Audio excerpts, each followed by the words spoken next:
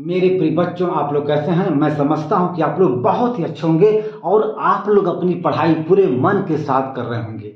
आज हम लोग इस वीडियो में कक्षा 10 के मैथमेटिक्स में नया चैप्टर पढ़ेंगे जिसका नाम है दो चर वाले रैखिक समीकरण। दो चर वाले रैखिक समीकरण हम लोग जो है सबसे पहले ये जानेंगे कि दो चर वाले रैखिक समीकरण होते क्या हैं।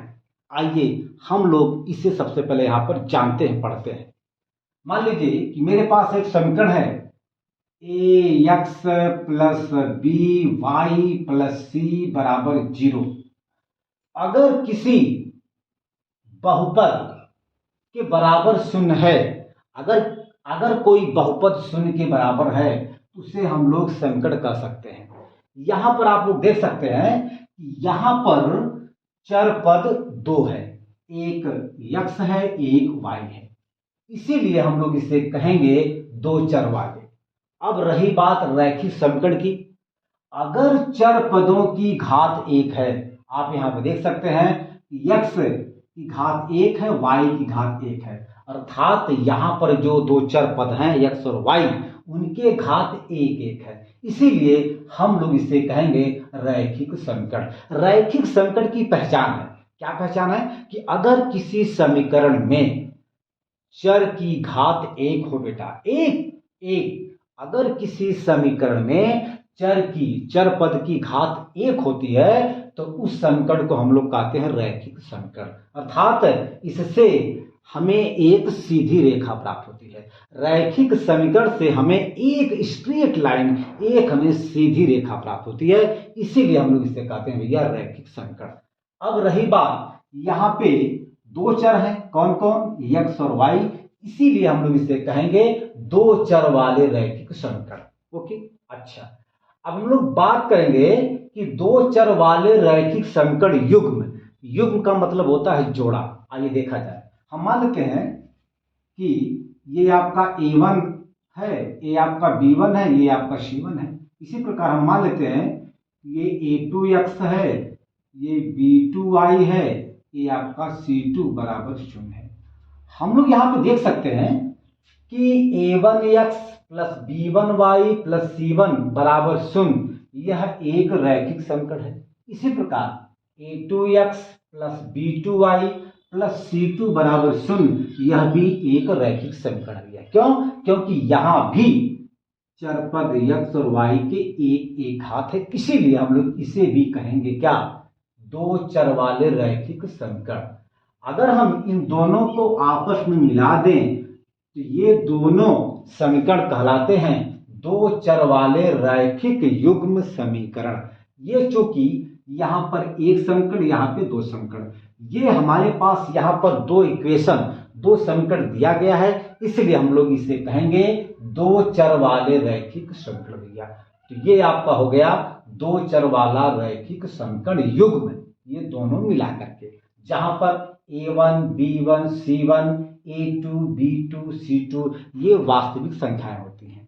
ठीक भैया, अच्छा, आप इसको बढ़िया से नोट कीजिए। अब हम प्रश्नावली 3.1 के पहले सवाल को बहुत सुंदर ढंग से हल करेंगे। आप इसको नोट कीजिए। चलिए भैया, ये आपका प्रश्नावली 3.1 का पहला सवाल है। इस सवाल को हम लोग बहुत ही प्यार से पढ़ते हैं और फिर हल करते हैं। आइए पढ़ा जाए। ये कह रहा है कि आफताब अपनी पुत्री से कहता है कि 7 वर्ष पूर्व मैं तुमसे 7 गुनी आय का था, अब से 3 वर्ष बाद मैं तुमसे केवल 3 गुनी आय का रह जाऊंगा। इस स्थिति को बीजगणितीय एवं ग्राफीय रूपों में व्यक्त कीजिए। यहां पर दो शब्द दिया गया है, बीजगणितीय और ग्राफी। हमें सबसे पहले इस सवाल को पढ़ करके समीकरण में लिखना है, उसी समीकरण को ही हम लोग कहेंगे बीजगणितीय रूप।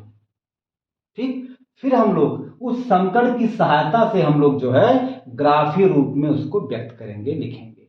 ठीक बेटा जी, कोई दिक्कत? आइए हम लोग सबसे पहले इस सवाल को जो है, ठीक है, पढ़ करके समीकरण में बदलते हैं, फिर हम लोग उस समीकरण की सहायता से फिर हम लोग ग्राफ के रूप में उसको बदलेंगे। आइए हम लोग इस सवाल को एक बार फिर से पढ़ने का प्रयास करते हैं। आइए पढ़ा जाए। कह रहा कि आफताब अपनी पुत्री से कहता है, क्या कहता है? 7 वर्ष पूर्व मैं तुमसे 7 गुनी आय का था, अब से 3 वर्ष बाद मैं तुमसे केवल 3 गुनी आयु का रह जाऊंगा। इस स्थिति को बीज गणितीय एवं ग्राफीय रूपों में व्यक्त कीजिए।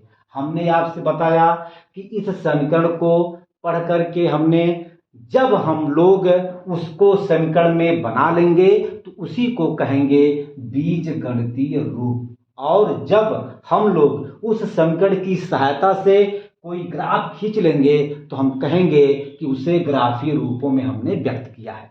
ठीक भैया, आइए अब हम लोग सबसे पहले यहां पर समीकरण बनाते हैं, इक्वेशन बनाते हैं। आइए भैया बना जाए। देखिए यहां से लेकर के यहां तक ये पहला शर्त है, इसके बाद यहां से लेकर के यहां तक ये सवाल का दूसरा शर्त है।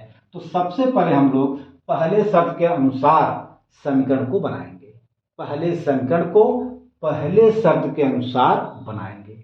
आइए बनाया जाए। देखिए हम लोग जो है इसमें सबसे पहले ये मानेंगे कि माना आफताब का वर्तमान आयु x वर्ष है और उसके पुत्री का वर्तमान आयु y वर्ष है, ये हम लोग सबसे पहले मानेंगे। आइए माना जाए, लिखा जाए। लिखेंगे, मान लिया आफताब की वर्तमान आयु बराबर x वर्ष है, ठीक है, तथा उसके पुत्री का वर्तमान आयु मान लेते हैं कि y वर्ष है। मेरी बात आई समझ में? ठीक है। अच्छा, अब हम लोग जो है पहली शर्त के अनुसार चलेंगे। लिखेंगे पहली शर्त के अनुसार, पहली शर्त के अनुसार यह क्या है? इसमें यह कह रहा है कि 7 वर्ष पूर्व, यहां पर सबसे पहले हम लोग जो है आफताब और उसके पुत्री की 7 वर्ष पूर्व आयु को निकालेंगे। रही बात पूर्व की, हम लोग इसे आइए एक एग्जाम्पल से समझते हैं। मान लीजिए कि इस समय आफताब की उम्र 13 साल है, मान लेते हैं, या 20 साल है। हम मान लेते हैं कि इस समय आफताब की वर्तमान आयु 20 साल है। तो आज से 7 साल पहले, मतलब पहले में, आज से 7 साल पहले आफताब की उम्र क्या रही होगी? तो भैया हम लोग इसमें से 7 को घटा देंगे, -7 करेंगे, आ जाएगा 13। तो आज से 7 साल पहले आफताब की उम्र 13 साल, 13 वर्ष थी। ठीक भैया, तो यही जो है पूर्व का मतलब है। तो अब हम लोग इसमें जो है 7 साल पूर्व आफताब की और उसके पुत्री की आयु को निकालेंगे। सबसे पहले बेटा आइए निकाला जाए। लिखेंगे, आज से 7 साल, 7 वर्ष, 7 वर्ष पूर्व आफताब की आयु। मेरे प्यारे बच्चों, इस समय आफताब की वर्तमान आयु x वर्ष है। तो अगर हम x वर्ष में से 7 साल घटा दें तो हमें 7 साल पहले आफताब की उम्र मिल जाएगी भैया। तो x - 7 यही जो है 7 वर्ष पहले आफताब की उम्र है। ओके बेटा, चलिए इसी प्रकार आज से 7 वर्ष पूर्व आफ्ताब के पुत्री की आयु, भैया निकालेंगे तो हो जाएगा, क्योंकि इस समय पुत्री की आयु y वर्ष है, इस समय आफ्ताब के पुत्री की आयु यानी कि वर्तमान आयु y वर्ष है, तो 7 साल पहले उसके पुत्री की आयु क्या रही होगी। तो हम लोग इसमें से भी अर्थात y में से भी हम लोग 7 को घटाएंगे, ये आपका आ गई 7 साल पहले उसके पुत्री की आयु। यहां तक मेरी बात समझ में आई बेटा, इसको आप अच्छे से नोट कीजिए। चलिए भैया, अच्छा अब हम इनको जो है इस रूप में लिखेंगे, लिखेंगे x माइनस 7, फिर लिखेंगे यहाँ पे y माइनस 7।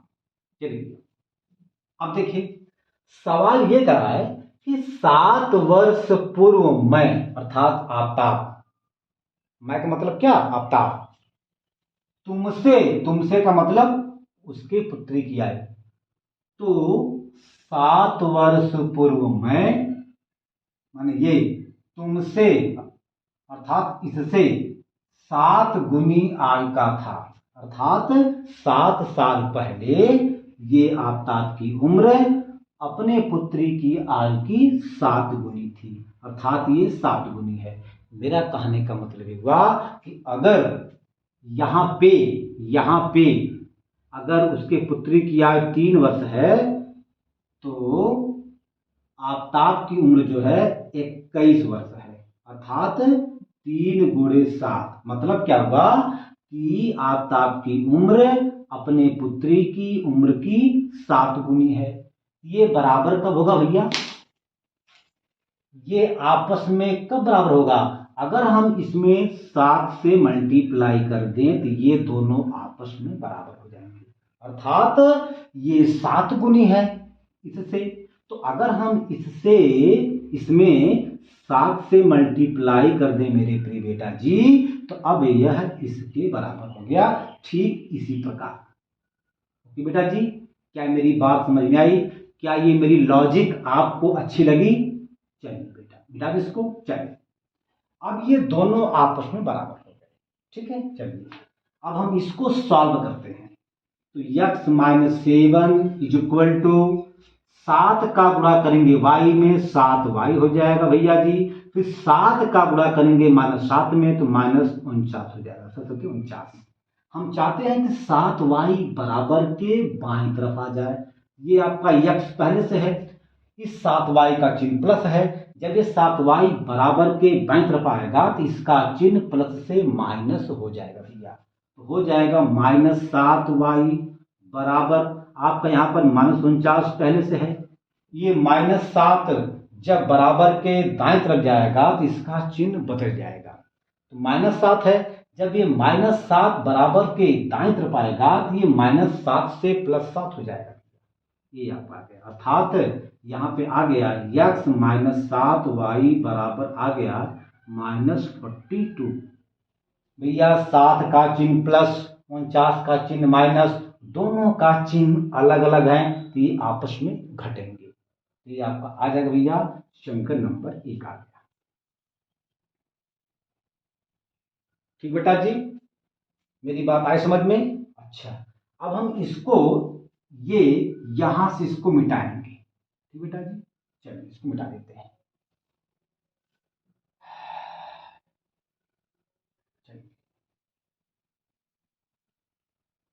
चलिए इस समीकरण को हम लोग यहां लिख सकते हैं, क्योंकि हमारे पास जगह नहीं है। x माइनस क्या आ जाएगा भैया 7y बराबर -42 समीकरण नंबर 1 है। अच्छा भैया अब हमने क्या किया कि अब पहला शर्त पूरा हो गया, यानी पहले शर्त के अनुसार हमने इस समीकरण को पाया है। अब हम इस दूसरे शर्त को पढ़ करके इसको इक्वेशन में चेंज करेंगे, समीकरण में बदलेंगे। आइए भैया लिखा जाए, बदला जाए। ये कह रहा है कि अब से 3 वर्ष बाद मैं तुमसे केवल 3 गुनी आय का रह जाऊंगा। करा कि अब से, मतलब कब से, वर्तमान से, यानी कि वर्तमान आय से 3 वर्ष बाद मैं तुमसे केवल 3 गुनी आय का रह जाऊंगा। अब हम लोग यहाँ पर 3 वर्ष बाद, ठीक है, आफताब और उसके पुत्री की आय को निकालेंगे। ठीक है, मान लीजिए कि इस समय आफताब की उम्र 20 साल है, तो आज से 3 साल बाद आफताब की उम्र क्या होगी भैया? 23 साल, अर्थात 20 + 3 = 23 साल। अर्थात हम लोग बाद के लिए क्या करेंगे कि जो है हम लोग यक्स और वाई में 3 को जोड़ेंगे। ठीक है ना? 3 साल बाद आफताब और उसके पुत्री की आयु क्या होगी, इसको निकालने के लिए हम लोग इनके वर्तमान आय में 3 को जोड़ेंगे। ठीक भैया, आइए जोड़ा जाए। तो लिखेंगे यहां पर दूसरी शर्त के अनुसार। ओके बेटा जी, चलिए लिखेंगे अब से, यहां लिखेंगे अब से या यहां लिखिए अब से 3 वर्ष बाद आफताब की आय, ये भैया आपका हो जाएगा। क्योंकि इस समय आफताब की वर्तमान आय क्या है, यक्स वर्ष है, तो 3 साल बाद आफताब की उम्र क्या हो जाएगी भैया? यक्स + 3 वर्ष। मेरी बात आई समझ में? इसी प्रकार 3 वर्ष बाद आफताब के पुत्री की आय क्या हो जाएगी भैया? y + 3 वर्ष। ओके बेटा जी, चलिए। अच्छा, अब हम लोग जो है इसको यहां पे लिख सकते हैं x + 3 और y + 3। अब देखिए सवाल में ये करा है कि अब से 3 वर्ष बाद मैं, कौन? आफताब, तुमसे, कौन? अपनी पुत्री से, तुमसे केवल 3 गुनी आय का रह जाऊंगा। अर्थात ये 3 गुना है। आफताब की उम्र अपने पुत्री की उम्र से 3 गुना है। मतलब अगर ये 3 है तो ये 9 होगा। ठीक, ठीक है ना? और हम लोग 9 को लिख सकते हैं भैया 3 × 3, मतलब आफताब की उम्र जो है अपनी पुत्री की उम्र से 3 गुना ज्यादा है। अब हमको ये बताइए ये दोनों बराबर कब होगा? अगर हम इसमें 3 से मल्टीप्लाई कर दें तो 3 × 3 = 9, 3 × 3 = 9, मतलब ये दोनों आपस में बराबर हो जाएंगे। उसी प्रकार ये 3 गुना है, अगर हम इसमें 3 से मल्टीप्लाई कर दें ये दोनों आपस में बराबर हो जाएंगे। क्या मेरी लॉजिक आपको समझ में आई बेटा? ठीक है, चलिए अब हम इसको जो है सॉल्व करेंगे। तो ये आपका हो जाएगा x + 3 बराबर 3 का गुणा करेंगे y में तो भैया हो जाएगा 3y, और जब 3 का गुणा करेंगे +3 में 3 × 3 = 9। अब हम चाहते हैं कि ये +3y बराबर के बाईं तरफ आ जाए, तो इसका भैया चिन्ह बदल जाएगा। इस 3y का चिन्ह प्लस है, जब ये 3y बराबर के बाईं तरफ आएगा तो इसका चिन्ह प्लस से माइनस हो जाएगा। भैया जी आपका हो जाएगा x - 3y बराबर, यहां पर आपका 9 पहले से है। ठीक है, अब जब ये +3 बराबर के दाएं तरफ जाएगा तो इसका भी चिन्ह बदल जाएगा। 3 का चिन्ह प्लस है, जब ये 3 बराबर के दाएं तरफ आएगा तो इसका चिन्ह प्लस से हो जाएगा भैया माइनस। अर्थात x - 3y बराबर 9 में से 3 × 6 अंक नंबर 2। ठीक भैया, अच्छा अब जो है अब हम इस पूरे सवाल को मिटाएंगे। ठीक है, आप इसको बढ़िया से नोट कर लीजिए। भैया जी हो गया, इसको मिटा दें। ओके, चलिए। अच्छा भैया, चलिए पहला आपका समीकरण आया था यक्स माइनस 7y बराबर माइनस 42 समीकरण नंबर 1। दूसरा आपका आया है यक्स माइनस 3y बराबर 6 समीकरण नंबर 2 भैया। इसको दोनों को मिला करके भैया इसी को कहेंगे बीज गणितीय रूप, अर्थात सवाल का यही दोनों समीकरण नंबर 1 और 2 बीज गणितीय के रूप में आ गया। यानी कि पहला पोर्शन, पहला सवाल का भाग लग गया। अब हमें इनको मतलब इनकी सहायता से हमें जो है इसको ग्राफ के रूप में बदलना है। आइए भैया, लेकिन ग्राफ में बदलने के लिए, ग्राफ को बनाने के लिए हमें जो है निर्देशांक ज्यामिति की सहायता से हमें जो है निर्देशांक पॉइंट, हमें बिंदु चाहिए। तो बिंदु को निकालने के लिए हम लोग जो है इन समीकरणों की सहायता से हम लोग जो है दो दो बिंदु को निकालेंगे। तो बिंदु को निकालने के लिए हम लोग यहाँ पे सारणी बनाएंगे। आइए भैया सारणी बनाया जाए। चलिए भैया, अब देखिए यहाँ पे हम लोग एक सारणी को बना सकते हैं। ये देखिए, मेरी बात आई समझ में? ओके बेटा जी, ये आपका हो गया। चलिए यहाँ पे लिखेंगे यक्स, यहाँ पे लिखेंगे वाई। अब हम लोग यहाँ पे सबसे पहले यक्स बराबर 0 लिखेंगे। यक्स के स्थान पे हम लोग 0 को रख करके वाई के मान को यहाँ पे निकालेंगे। आइए भैया वाई का मान निकाला जाए।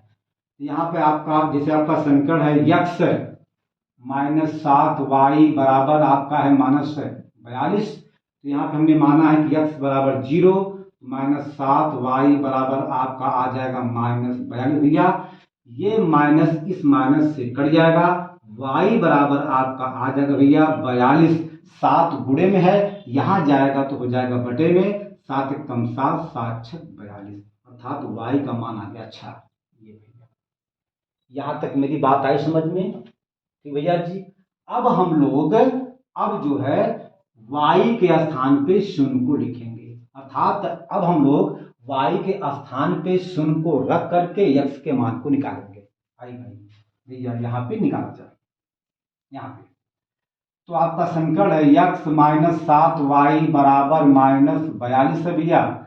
यक्स माइनस 7 गुणे y के स्थान पे 0 लिखेंगे, फिर माइनस आपका हो जाएगा 42। यक्स भैया इसका मान हो जाएगा 0, मतलब 7 शून्य 0 बराबर आपका आ जाएगा माइनस 42, अर्थात यक्स बराबर आपका आ जाएगा माइनस 42। ये भैया आपका आ गया माइनस 42।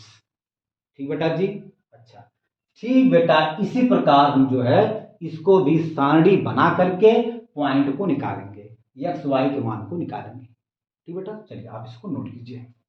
ये हो गया, इसको मिटा दें। चलिए अच्छा, चलिए यहाँ पे सारणी बनाएंगे। ऐसे हमने भैया सारणी को बना लिया, ये हमने खींचा। चलिए भैया यहाँ पे एक्स, यहाँ पे वाई। ठीक भैया, अब हम लोग ठीक जिस प्रकार हमने इसको सारणी बनाया है, ठीक भैया इसी प्रकार हम यहाँ भी सारणी को बनाएंगे। अब हम लोग यहाँ पर सबसे पहले इस समीकरण में यक्स के स्थान पे 0 को लिखते हैं, फिर वाई के मान को निकालते हैं। आइए वाई के मान को निकाला जाए। तो ये आपका समीकरण है क्या भैया? यक्स माइनस 3y बराबर 6 है। हमने माना है कि यक्स बराबर 0, तो यहाँ पे रहेगा 0 माइनस 3y बराबर आपका आ जाएगा भैया 6। ये आपका आ जाएगा माइनस 3y बराबर 6 भैया। y बराबर आपका आ जाएगा 6। चूंकि 3 माइनस 3 y में क्या है? गुणे में है। जब ये माइनस 3 बराबर के दाएं तरफ जाएगा तो यह गुणे से बटे में हो जाएगा। तो आपका भैया जी आ जाएगा माइनस 3, 3 कम 3, 3 दूनी 6, y का मान आ गया माइनस 2 भैया, माइनस 2 आ गया। y का मान आ गया माइनस 2। अब हम लोग जो है y के स्थान पे 0 को लिखेंगे, फिर x के मान को निकालेंगे। ठीक भैया, इसको मिटा दें। चलिए भैया, चलिए इस बार हम लोग जो है क्या करेंगे कि y के स्थान पे 0 को रख करके x के मान को निकालेंगे। भैया x हो जाएगा माइनस 3 गुणे 0। ठीक, बराबर 6, यक्स भैया इसका मान हो जाएगा 0 बराबर 6। ओके, ठीक, यक्स बराबर आपका आ जाएगा 6, अर्थात यक्स का मान 6। ओके, इतनी बात समझ में आई भैया, इसको हम मिटाएंगे। चलिए अब हम लोग जो है इसको लिखेंगे पॉइंट के रूप में। तो सबसे पहले यक्स वाली संख्या को लिखा जाता है, फिर बाद में वाई वाली संख्या को लिखा जाता है। यक्स को कहा जाता है भैया भुज और वाई को कहा जाता है कोण, ठीक है ना।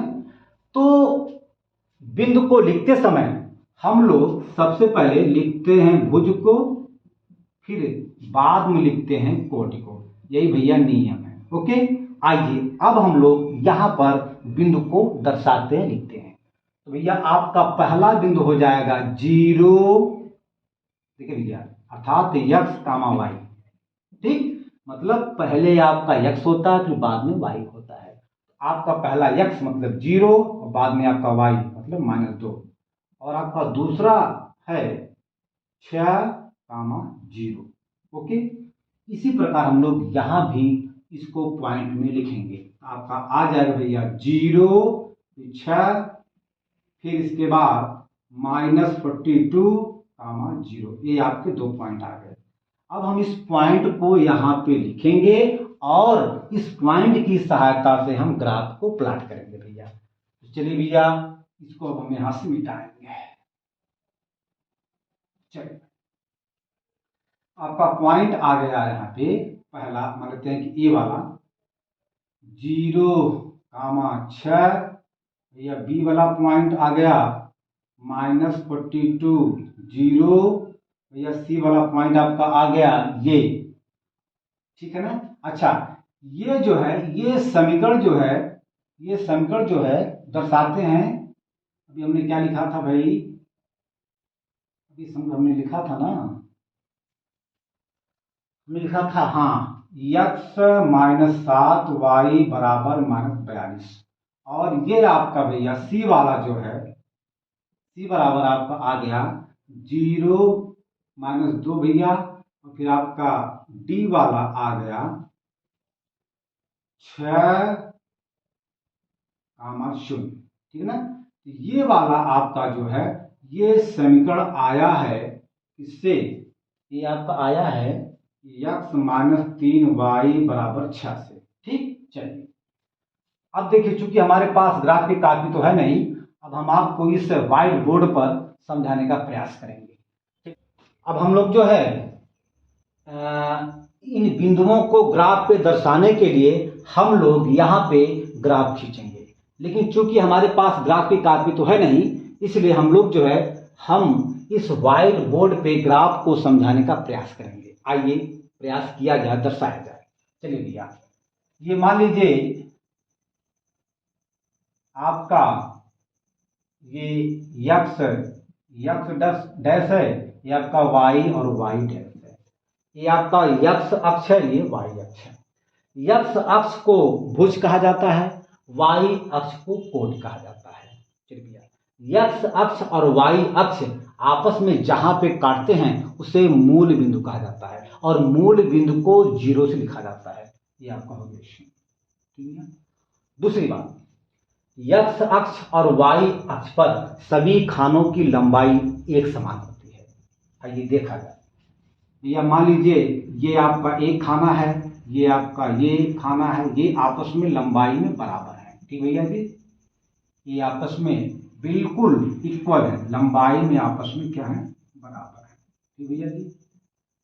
ये आपस में लंबाई में, हमने कहा ना, ये आपस में लंबाई में बिल्कुल बराबर होते हैं, ठीक। अच्छा देखिए, जब हम भुज पर अर्थात यक्स अक्ष पर जब हम 0 से आगे जाते हैं तो यह दूरी पॉजिटिव होती है, ठीक है। अब हम मान लेते हैं कि एक खाना बराबर 10 के, मतलब ये +10 मान लेते हैं, +20 मान लेते हैं, +30 मान लेते हैं, +40 मान लेते हैं, +50 मान लेते हैं, ये आपका 60। और जब हम इस भुज पर 0 से पीछे आते हैं तो ये सभी दूरी नेगेटिव होती है, ठीक है ना, निगेटिव में मतलब माइनस में होती है, माइनस में। ये आपका हो गया -10, -20, -30, -40, -50, -60, -70। अब चलिए, ये आपका कोटि है। तो जब हम लोग कोटि पर शून्य से ऊपर जाते हैं तो ऊपर जाने पर सभी दूरियां पॉजिटिव होती हैं, धनात्मक होती हैं। चलिए, ये आपका धन 10 हो गया, ये आपका धन 20 हो गया, ये आपका धन 30 हो गया, ये आपका धन 40 हो गया, ये आपका धन 50 हो गया, धन 60 हो गया, धन 70। और जब हम लोग इस कोटि पर शून्य से नीचे आते हैं तो सभी दूरियां निगेटिव होता है, माइनस में होता है। तो यहाँ पे आपका हो जाएगा -10 ये वाला, ये आपका -20, -30, -40, ओके बेटा जी, -50, -60, -70। ओके, चलिए अब हमें सबसे पहले 0, 6 बिंदु को इसमें दर्शाना है। हमने आपसे बताया कि जैसे आपका 0 और 6 है, 0 और 6 है, तो पहला आपका x अक्ष पे दर्शाते हैं, दूसरे को y अक्ष पे। मतलब पहला आपका भुज होता है और दूसरा आपका कोट होता है। चलिए, तो हमें 0 को सबसे पहले देखना है x अक्ष पर। भैया x अक्ष पर 0 हमारा ये है। इसके बाद अब हमें चलना है कोट पे। यहाँ पे दिया गया +6, तो +6 इस कोट पर +6 कहाँ पे पड़ेगा भैया? ये वाला प्लस वाला है ना, तो इसी पे +6 पड़ेगा। तो देखिए, एक बड़े खाने में 10 छोटे छोटे खाने होते हैं। एक बड़े वाले खाने में भैया 10 छोटे छोटे खाने होते हैं, और एक छोटा खाना बराबर एक के, एक छोटा खाना बराबर एक के। ठीक, चलिए, तो यहां पर आपका 6 छोटा खाना यहाँ पे गिन करके 1, 2, 3, 4, 5, 6 यहाँ पे आपका आ जाएगा। अर्थात यही आपका ए बिंदु 0 और 6 पड़ेगा। ये वाला, मेरी बात आई समझ में? चलिए, अब हम लोग जो है इस पॉइंट बी मतलब -42 और 0 को दर्शाएंगे। तो आपका -42, 0 भैया, ये आपका जो -42 है ये x अक्ष पर दर्शाया जाएगा और 0 आपका y अक्ष पर दर्शाया जाएगा। तो चूंकि x अक्ष पर ये -42 है, तो अब हमें जो है -42 को देखना है कि कहां पर पड़ेगा भैया। ये आपका माइनस वाला पोर्शन है। तो भैया -42 आपका पड़ेगा, चूंकि यहां तक 40 है तो 40 के बाद 2 खाना, 1 ये 2, यहां पे भैया पड़ेगा क्या? -42। ठीक, और अब आपका ये शून्य है, हम लोग शून्य को चलेंगे y अक्ष पे। भैया y अक्ष पे देखिए शून्य कहां पे? y अक्ष पर शून्य कहां पे है? ये भैया यहाँ पे, अर्थात यही आपका पॉइंट -42, 0 बी वाला है, ये आपका पॉइंट है। ठीक, अच्छा, अब इसकी बात खत्म। अब हम इन दोनों बिंदुओं को मिलाते हुए एक रेखा खींचेंगे भैया। आइए खींचा जाए। ये आपका हो गया, तो भैया ये हमने खींच दिया, और ये रेखा संकर्ण आपका x - 7y बराबर -42 है। ठीक, अच्छा, इसकी बात खत्म। अब हम इसकी बात करेंगे। आइए जी, चलिए भैया, आपका सी पॉइंट है 0 - 2, ये आपका भैया x अक्ष, ये भैया y अक्ष। तो 0, ये देखिए कि x अक्ष पर 0 कहां पे पड़ेगा भैया? ये पड़ेगा। अब -2 हमको चलना है y अक्ष पे, तो -2 कहां पे पड़ेगा भैया? और चूंकि ये माइनस है तो भैया देखिए y अक्ष पे ये माइनस, ये वाला आपका पोर्शन है, तो इसी पर आपका पड़ेगा -2। तो हमने आपसे बताया कि एक छोटा खाना बराबर एक संख्या के, तो एक छोटा खाना 2, यहीं पे आपका पड़ेगा क्या? यहीं पे आपका पड़ेगा 0, -2, ये आपका सी पॉइंट है। ओके बेटा जी, चलिए इसकी बात खत्म। अब चलिए भैया इसको देखा जाए, डी वाले को 6, 0, ये आपका 6 x अक्ष पर, ये आपका 0 y अक्ष पर। तो चूंकि धन 6 है, अब चलिए कि x अक्ष पर धन 6 कहाँ पर पड़ेगा भैया? क्योंकि ये नेगेटिव में है, इसकी बात हमको नहीं करनी है, यही आपका पॉजिटिव है, यहीं पर जो है धन 6 पड़ेगा। तो हमने आपसे बताया कि एक छोटा खाना बराबर एक संख्या के, और हमने आपसे बताया कि प्रत्येक जो बड़ा खाना है उसके अंदर 10 छोटे छोटे खाने हैं जिनकी लंबाई आपस में बराबर है। तो यहाँ पर हम लोग गिन करके 6 खाना भैया 6 हमको चलना है x अक्ष पर, क्योंकि +6 है तो भैया +6 इसी पर दर्शाया जाएगा। भैया +6 देखिए इसी पर है, तो भैया 1 खाना, 2 खाना, 3 खाना, 4 खाना, 5 खाना, 6 खाना, मतलब +6 भैया। ये आपका जो है ये आपका हो जाएगा भैया 6। और शून्य हमको चलना है अब कोट पे, अर्थात y अक्ष पर। तो y अक्ष पर शून्य कहाँ पे है? ये भैया यही तो है, अर्थात यही आपका बिंदु हो जाएगा 6,0। बेटा जी अब हम स्केल से इन दोनों बिंदुओं को आपस में मिलाएंगे। भैया हमने मिला दिया, ये देखिए ये आपका भैया ये आपका है, ये आपका संकर जो है x माइनस, यहाँ लिखिए ये वाला x-3y बराबर 6 को दर्शा रहा है। यही भैया ग्राफीय निरूपण है। ठीक है, मैं समझता हूं कि यह सवाल आपको बहुत ही अच्छे समझ में आया होगा। अब हम अगले वीडियो में अगले सवाल को सॉल्व करेंगे। धन्यवाद।